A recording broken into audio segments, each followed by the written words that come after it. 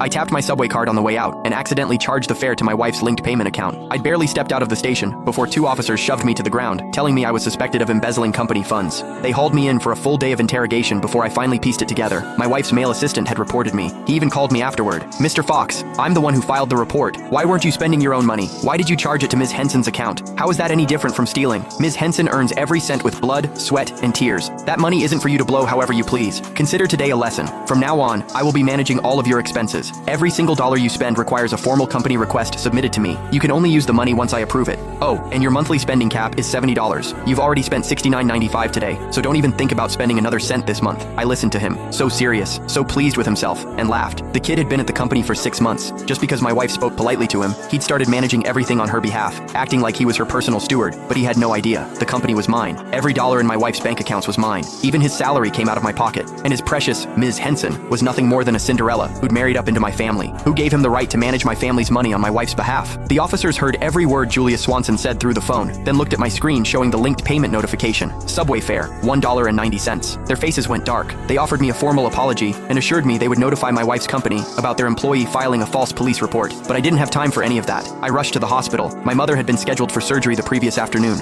She needed my signature. I never expected to get dragged away the second I stepped off the subway. A full day and night lost. I didn't dare imagine how much her condition might have deteriorated. I burst through the hospital doors and nearly collided with the doctors, who grabbed me by the arms. "Hurry, Mr. Fox, sign now so we can prep for surgery." I signed as fast as my hand could move, then ran to the billing counter. I handed over every bank card in my wallet. The nurse slid them all back across the counter. "Mr. Fox, there's nothing in any of these accounts." My blood went cold. "That's impossible. These cards have tens of millions between them at the very least. How can there be nothing left?" Julia Swanson's words from earlier flashed through my mind, and it hit me. He must have transferred every last cent out of my accounts. I pulled out my phone and called my wife. A few rings, then the line connected. "Honey, But instead of her voice, Julia Swanson's impatient tone cut through the speaker. "Mr. Fox, are you serious right now? Give it a rest. So your spending got restricted. Is that really worth running to tattle about? Let me save you the trouble. Complaining won't change anything. Ms. Henson personally told me to rein you in." I swallowed the anger clawing up my throat. There was no time to argue with him. I got straight to the point. "I'm at the hospital. I need money. Transfer my funds back. Now. Or put my wife on the phone. I need to speak with her." His voice came back through the line, dripping with self-importance. "Ms. Henson is busy. She doesn't have time for your little problems. She's given me full authority to handle this. You need money? Sure. Do what I told you. Submit a formal company request.